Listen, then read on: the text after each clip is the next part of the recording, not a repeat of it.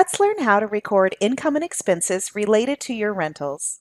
This orientation is for Pro and PM clients. However, there are some features being presented today that are isolated for PM users. Before posting transactions, review your income and expense categories, or what some might call a chart of accounts. These categories are used to classify each of your transactions. Your account is preloaded with a standard list of categories, and they are found in the financial section in Settings. The categories used in your transactions will feed into your financial reports, and it's easy to add additional categories if you need to. When completing the fields for your new category, review the description by clicking on the question mark. For category type, choose either income, expense, or other. Transactions with the category type of other will not appear in the income and expense reports, but will affect the ledger balances. And many people use this type of category similarly to how a journal entry adjustment is recorded in other accounting software. So when selecting a class for a new category, most often you will leave the class as standard. Your client success team can clarify the results of each setting.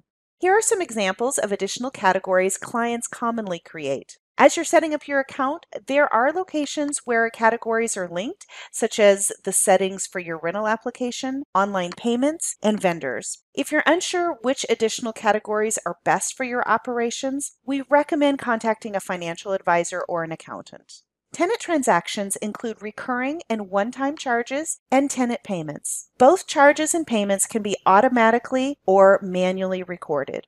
Individual tenant transactions are handled through the tenant page. Use the filter to find your tenant. To post a new charge or manual payment, select the option in the tenant profile card. If your tenant payment is split into different income categories or you want to attach a file, use the buttons provided. If your tenant makes an online payment, the payment will record in their tenant ledger automatically. There are also options to post tenant payments and manage online payments through their tenant menu. Tenant payments can also be recorded from inside their tenant ledger. When inside a ledger, notice the option to adjust the date sort order. If you need to edit or delete a transaction, click the Settings gear, select Delete Mode, and click the Delete button for each transaction you wish to delete. Click the pencil paper icon to edit a transaction. To manage a tenant's security deposit, when in the tenant ledger, click the On Deposit button. If you listed the security deposit charge when placing your tenant, the amount of the charge will already be recorded in the tenant's security deposit ledger. To edit this amount, click the Edit button. To record new security deposit transactions, choose the action on the left and complete the details on the right. When posting a new tenant charge, use the option that is located in the tenant menu, the tenant's profile card, or inside the tenant ledger. Be sure to keep the default category of 110 charge when it is exclusive to a tenant charge. Expense categories are used for properties and account transactions, not for tenants. Options to add memo notes that populate to ledgers and the option to attach files to your transactions are provided. If your tenant charge is to reoccur, check the box. Keep in mind that recurring rent charges are generated at move-in. This checkbox option is for additional recurring charges. Individual property transactions are recorded through the property page. Before recording property transactions, edit your property profile and verify your bank accounts, property reserve, property owner, and management fee settings are correct. If they are not, your transactions are not going to flow to your ledgers and reports correctly, and it could make reconciliation challenging. Individual property-related transactions, such as vendor charges, are posted through the property page using the menu option, the button in the property profile card, or through the button in the property ledger. Complete each field in the transaction as they affect your financial reports. If printing checks from your Rentec Direct account, choose that expense type in the transaction. Vendors can be linked or added on the fly, or they can be selected from the drop-down menu. If a property expense is to be billed to the tenant, link them into the transaction. For example, if you are paying for a repair to a rental and you're also going to be billing the tenant for your expense, you can link them into the transaction. Otherwise, leave the tenant field blank. Property transactions can be recurring, depreciated, and include attachments. Transaction attachments can be shared automatically with the property owner. Property income that is not tenant-based is recorded through the property page. An example of property-only income would be coin laundry receipts. Posting transactions directly to a bank ledger rather than a property or tenant ledger is useful for 3 reasons. These reasons include bank-only transactions, split property transactions, and for recording multiple transactions at once. Use the transaction buttons found in the bank profile card or in the bank account menu to start your transaction. If your transaction does not apply to a property or tenant, such as bank account interest or fees, leave the property and tenant fields as none. If you have a transaction that needs to be spread across multiple properties or for multiple categories, use the Add Another Line button within the transaction screen for each property or separate category. Recording multiple transactions in a batch can be handled through the bank account page. Now, this option is a time saver when you have multiple property bills or multiple rent payments to record. After recording the first transaction, simply use the New Transaction button to start your next transaction. As you record transactions in a batch, you'll notice that each transaction is populating the draft ledger in the lower portion of this page.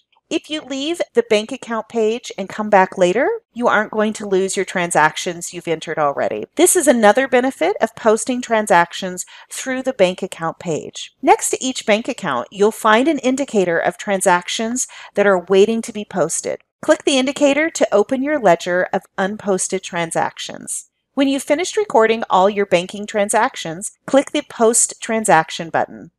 In the bank account page, notice the default account called Undeposited Funds. Think of this account as a holding place for income transactions until you're ready to actually make a physical deposit at your bank. To begin using the Undeposited Funds feature, select the Undeposited Funds account when you're recording an income transaction. This can be done through an individual tenant transaction or in a batch transaction through the banking page.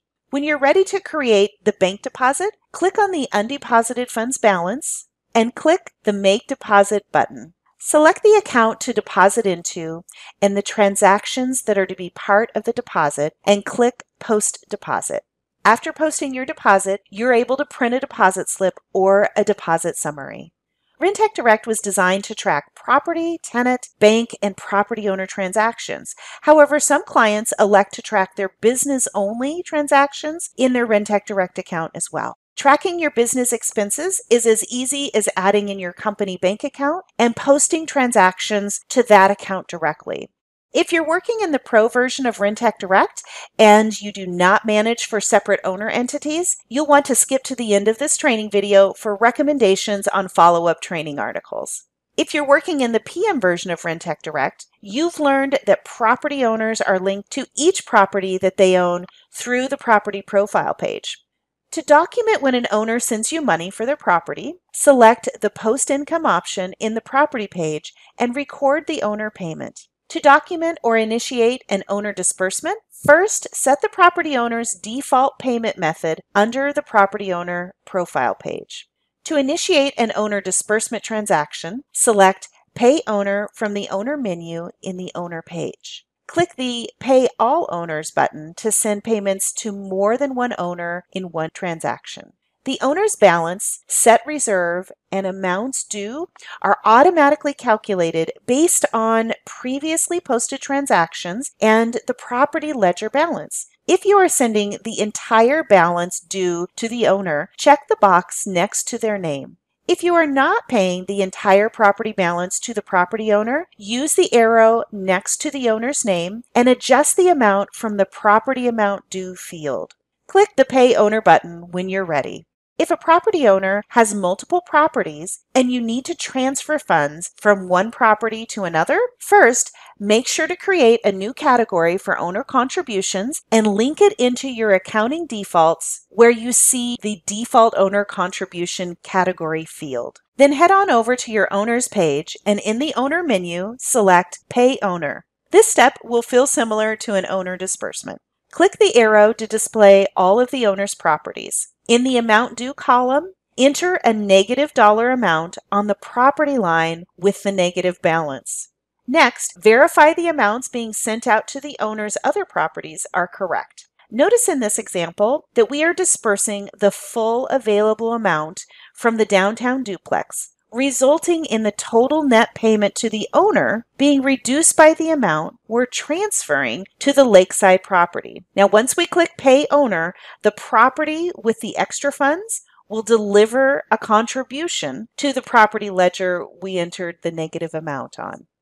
Monthly management fees post to your property and property owner ledgers automatically based on the rules set in each property page. Management fees post automatically to your property and property owner's ledgers either when the rent is billed or when the rent is paid. This is based on your property settings. However, management fees do not post to the bank account ledger until you're ready to actually pay yourself. This ensures that you only have to handle one management fee payout versus lots of individual payouts in your bank ledger each month. To record the total amount you'll pay yourself in management fees from your bank account, head to your banking page and from the bank account menu, select Pay Property Manager. Select the transactions you wish to pay out in one bank transaction and click the Next button. Toggle the payment type and category and be sure to leave the property set to none. Click Post Expense. We've covered the core tools for recording income and expense transactions in your account. To dive into specific topics mentioned in this video, check your knowledge base for detailed instructions. Don't hesitate to reach out to your client success team Monday through Friday, 6 a.m. until 5 p.m. Pacific.